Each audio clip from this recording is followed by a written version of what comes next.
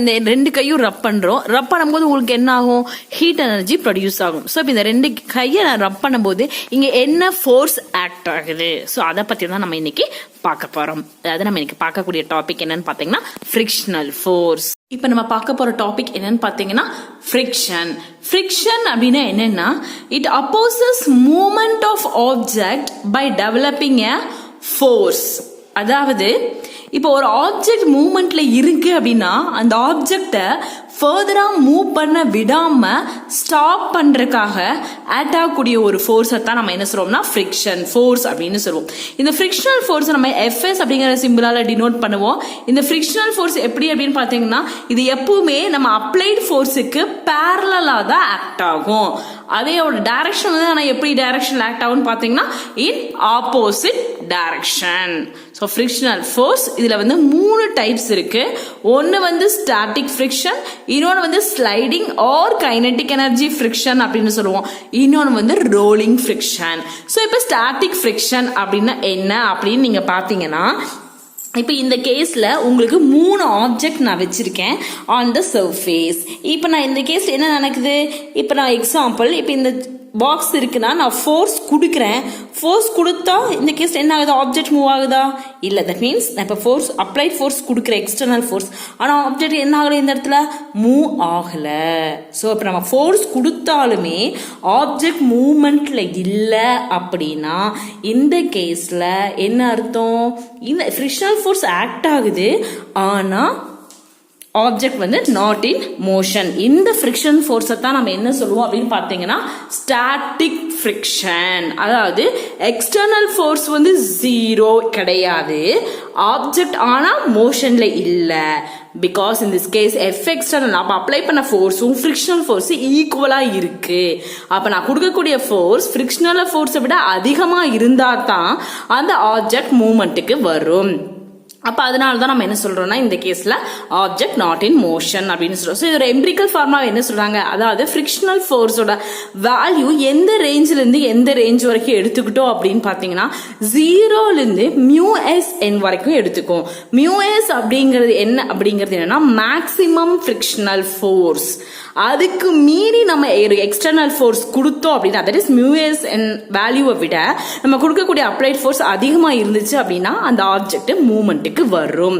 அப்ப frictional ஃபோர்ஸோட range என்ன? 0 to μsn. இங்க n அப்படிங்கிறது என்னன்னா நார்மல் ஃபோர்ஸ், அதோட வேல்யூ என்ன? mg. μs அப்படிங்கிறது என்னன்னா ஸ்டாட்டிக் ஃப்ரிக்ஷன் கோஎஃபிஷியன்ட். அப்படின்னா என்னன்னு பாத்தீங்கன்னா, இப்போ உங்களுக்கே தெரியும், நான் ஃப்ளோர் மேல 3 ஆப்ஜெக்ட் வச்சிருந்தேன். ஸ்பெக்ஸ் பாக்ஸ் வச்சிருந்தேன், ஒரு டைம் வாட்ச் கிளாக் வச்சிருந்தேன், ஒரு புக் வச்சிருந்தேன், கீழே வந்து ஒரு சர்ஃபேஸ் இருக்கு. ஸோ அப்ப அந்த சர்ஃபேஸுக்கும் நம்ம வச்சிருக்கிற ஆப்ஜெக்ட்டுக்கும் ஒவ்வொன்றுக்கும் தகுந்த மாதிரி உங்களுக்கு என்ன ஆகும்? அதோடைய ஃப்ரிக்ஷனுடைய வேல்யூ வந்து மாறும். ஸோ அப்ப இதைத்தான் நம்ம என்ன சொல்றோம்னா μs, that is friction coefficient. For example, இப்போ இதே ஆப்ஜெக்ட் நான் ஃப்ளோர்ல வைக்காம ஒரு வுட் மேல வச்சிருக்கலாம், அல்லது ஒரு ஸ்டோன் மேல வச்சிருக்கலாம், அல்லது ஒரு கிளாஸ் மேல வச்சிருக்கலாம். ஸோ அப்ப அந்த கிளாஸுக்கும் இந்த வாட்ச் கிளாக்கு இடையில இருக்கக்கூடிய அந்த இதைத்தான் நம்ம என்ன சொல்றோம்னா ஃப்ரிக்ஷன் கோஎஃபிஷியன்ட் μs அப்படின்னு சொல்றோம். ஸோ இதுதான் வந்து ஸ்டாட்டிக் ஃப்ரிக்ஷன். ஒன்ஸ் மோர் நம்ம இதை பார்த்துக்கலாம். நம்ம எக்ஸ்டர்னல் ஃபோர்ஸ் கொடுக்குறோம், எக்ஸ்டர்னல் ஃபோர்ஸ் வந்து நாட் ஈக்குவல் டு 0. ஆப்ஜெக்ட் ஆனா என்ன ஆகுறது இல்ல, மூவ்மெண்ட்ல இல்ல. பிகாஸ் நம்ம அப்ளை பண்ணக்கூடிய எக்ஸ்டர்னல் ஃபோர்ஸும் ஃப்ரிக்ஷனல் ஃபோர்ஸும் இந்த கேஸ்ல ஈக்குவலா இருக்கு. இதுதான் வந்து ஸ்டாட்டிக் ஃப்ரிக்ஷன். இப்போ நம்ம அடுத்ததை பார்க்க போறது என்னன்னு பாத்தீங்கன்னா sliding or kinetic friction. So இந்த கேஸ்ல உங்களுக்கு என்ன நடக்குன்னா, இதே இந்த கேஸ்ல நான் ஃபோர்ஸ் கொடுக்குறேன், ஃபோர்ஸ் கொடுத்த ஆப்ஜெக்ட் என்ன ஆகுது? உங்களுக்கு மூவ் ஆகுது. அப்ப ஃபோர்ஸ் கொடுத்து ஆப்ஜெக்ட் மூவ் ஆச்சு அப்படின்னா இதைத்தான் நம்ம என்ன ஃப்ரிக்ஷன் அப்படின்னு சொல்லுவீங்கன்னா sliding or kinetic energy friction. இப்போ இந்த கேஸ்ல நம்ம அப்ளைடு ஃபோர்ஸ் கொடுக்குறோம், external force not is equal to 0. ஆனா ஆப்ஜெக்ட் என்ன ஆகுது? மூவ்மெண்ட்ல இருக்கு. ஏன் அப்படின்னா நம்ம கொடுக்கக்கூடிய எக்ஸ்டர்னல் ஃபோர்ஸ் வந்து இந்த கேஸ்ல ஃப்ரிக்ஷனல் ஃபோர்ஸை விட அதிகமான வேல்யூ நம்ம கொடுக்குறோம். அதாவது இந்த μsn வேல்யூவை விட நம்ம அதிகமான ஒரு அப்ளைட் ஃபோர்ஸ் கொடுக்கும்போது ஆப்ஜெக்ட் வந்து மூவ்மெண்ட்ல போகும், தட் இஸ் இன் மோஷன். அப்ப எம்பிரிக்கல் ஃபார்மா என்ன சொல்லுவோம்? இந்த கேஸ்ல ஃப்ரிக்ஷனல் ஃபோர்ஸோட வேல்யூ வந்து 0 to μkn. இதுதான் வந்து இதோட ரேஞ்ச். 0 அப்படின்னா ஃபர்ஸ்ட் நம்ம 0 நம்ம ஃபோர்ஸ் கொடுக்காத வரைக்கும் அந்த ஆப்ஜெக்ட் வந்து ரெஸ்ட்ல இருந்துச்சு. நம்ம சப்போஸ் ஃபோர்ஸ் கொடுத்தாலுமே அதுக்கு ஃப்ரிக்ஷனல் ஃபோர்ஸ்க்கு ஈக்குவலான ஃபோர்ஸ் கொடுத்தா மூவ் ஆகாது, அதை விட நம்ம அதிகமான ஃபோர்ஸ் கொடுக்கணும். அப்ப அது μkங்கிறது இங்க என்ன சொல்லுவோம்? Kinetic friction coefficient. For example இப்போ நான் உங்களுக்கு காமிச்சது தான். இதான் வந்து என்னன்னா sliding or kinetic energy friction. அதாவது external force not is equal to 0, object மோஷன்ல இருக்கு, நம்ம கொடுக்கக்கூடிய எக்ஸ்டர்னல் ஃபோர்ஸ் வந்து ஃப்ரிக்ஷனல் ஃபோர்ஸை விட அதிகமா இருக்கு. அடுத்தது வந்து பாத்தீங்கன்னா ரோலிங் ஃப்ரிக்ஷன். ரோலிங் ஃப்ரிக்ஷன் அப்படின்னா என்னன்னு பாத்தீங்கன்னா இந்த கேஸ்லயும் நம்ம வந்து அப்ளைட் ஃபோர்ஸ் வந்து நாட் இஸ் ஈக்குவல் டு 0. மெயினா இந்த ஃப்ரிக்ஷன் எப்ப ஆக்ட் ஆகும்னா ஒரு ஆப்ஜெக்ட் ரோலிங்ல இருக்கும்போது, தட் இஸ் மூவ்மெண்ட்ல இருக்கும்போது ஆக்ட் ஆகக்கூடிய ஒரு ஃப்ரிக்ஷனை தான் நம்ம வந்து ரோலிங் ஃப்ரிக்ஷன் அப்படின்னு சொல்லுவோம். இதுக்கு வந்து ஆக்சுவலா இந்த கேஸ்லயும் நம்ம அப்ளை பண்ணக்கூடிய ஃபோர்ஸ் வந்து ஃப்ரிக்ஷனல் ஃபோர்ஸை விட அதிகமாக தான் இருக்கும். இதோட எம்பிளிக்கல் ஃபார்ம்ல நம்ம என்ன சொல்றோம்னா 0ல இருந்து மியூ ஆர் என் வரைக்கும் இருக்கும். ஃபார் எக்ஸாம்பிள் இதுக்கு நான் உங்களுக்கு சொல்லி நீங்க இமேஜின் பண்ணி பாத்துக்கோங்க. மூவிங் ஏ வீல் பேக். இப்ப நம்ம நார்மலா வந்து ஒரு பேக்ல ஒரு 10 கிலோ வெயிட் எடுத்துட்டு நம்ம ரோட்ல நடந்து போறோம்னா நமக்கு ரொம்ப கஷ்டமா இருக்கும். அதுவே வந்து அந்த பேக்ல 2-3-4 வீல் 4 சைடு இருந்துச்சு அப்படின்னா நம்ம வந்து ஈஸியா அதை வந்து நகர்த்திக்கிட்டே போயிடலாம். ஐயா பிகாஸ் அந்த கேஸ்ல வந்து ஃப்ரிக்ஷன் வந்து ரொம்ப கம்மியா இருக்கும் in case of a rolling. அதனாலதான் நம்ம வந்து வீல் வந்து அட்டாச் பண்ணி போனோம்னா நமக்கு தூக்கறதுக்கு வந்து கஷ்டமா இருக்காது. அந்த கேஸ்ல ஃப்ரிக்ஷன் கம்மியா இருக்கும். ஸோ இந்த 3 ஃப்ரிக்ஷன்லையும் கம்பேர் பண்ணும்போது உங்களுக்கு எதுல ரொம்ப ஃப்ரிக்ஷன் ஜாஸ்தியா இருக்கும்னா ஃபர்ஸ்ட் கேஸ் ஸ்டாட்டிக் ஃப்ரிக்ஷன் தான் ஃப்ரிக்ஷன் வேல்யூ ஜாஸ்தியா இருக்கும். அதுக்கப்புறம் தான் கைனடிக் ஃப்ரிக்ஷன். ரெண்டையும் கம்பேர் பண்ணும்போது ரோலிங் ஃப்ரிக்ஷனுக்கு வந்து உங்களுக்கு ஃப்ரிக்ஷன் வந்து ரொம்ப ரொம்ப ரொம்ப கம்மியா தான் இருக்கும். ஸோ அதனால தான் உங்களுக்கு இந்த ஈக்குவேஷன் ஃபார்ம்ல எழுதியிருக்கேன். Static friction is greater than kinetic friction and rolling friction. Kinetic friction வந்து ரோலிங்கை விட அதிகமா இருக்கும். ரோலிங் ஃப்ரிக்ஷன்ல தான் வந்து உங்களுக்கு ஃப்ரிக்ஷன் வந்து இது ரெண்டை கம்பேர் பண்ணும்போது இந்த இடத்துல ஃப்ரிக்ஷன் கம்மி. அதுதான் உங்களுக்கு நான் சொல்ல போறேன் டைப்ஸ் ஆஃப் ஃப்ரிக்ஷன்ல. அடுத்தது மெயினா கண்டிஷன்ஸ். இப்ப வந்து ஒரு ஃப்ரிக்ஷன் இருக்கணும், ஃப்ரிக்ஷன் அங்க ஆக்ட் ஆகணும், பிளேக்கு வரணும் அப்படின்னு பாத்தீங்கன்னா கண்டிப்பா நமக்கு 2 ஆப்ஜெக்ட் தேவை. 2 ஆப்ஜெக்ட் நமக்கு தேவை. And they should be in contact.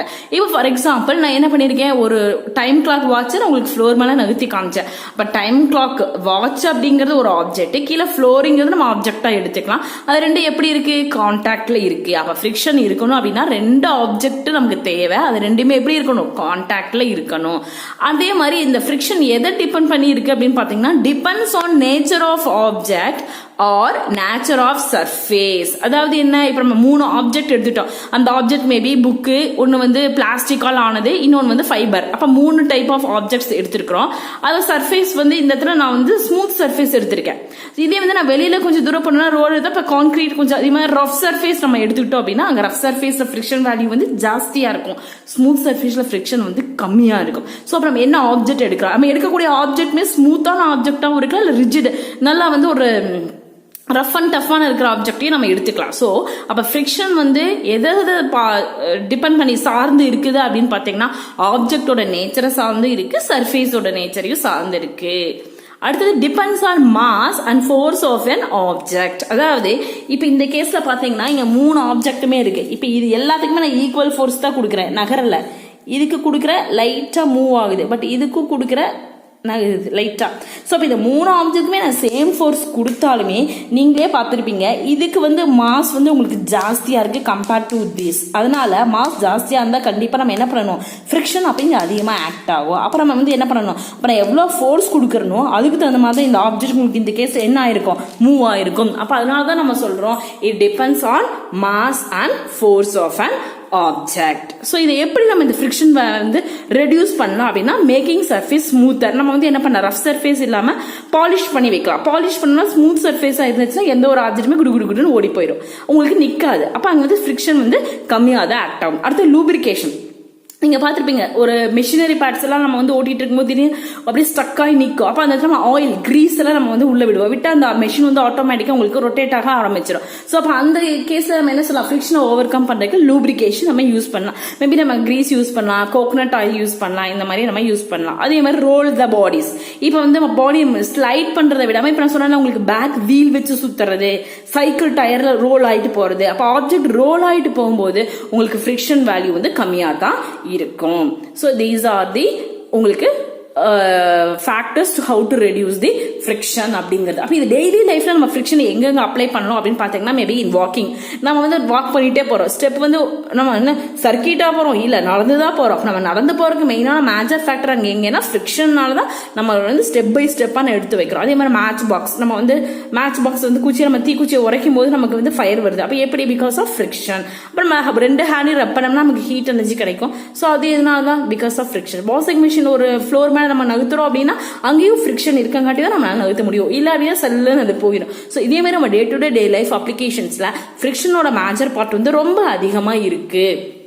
அநேகமா உங்களுக்கு புரிஞ்சிருக்கும் நினைக்கிறேன். ஃப்ரிக்ஷன் கான்செப்ட் புரிஞ்சிருந்தா பிடிச்சிருந்தா என் சேனலை சப்ஸ்கிரைப் பண்ணுங்க, லைக் பண்ணுங்க, கமெண்ட் பண்ணுங்க. Believe in your self and help others with smile.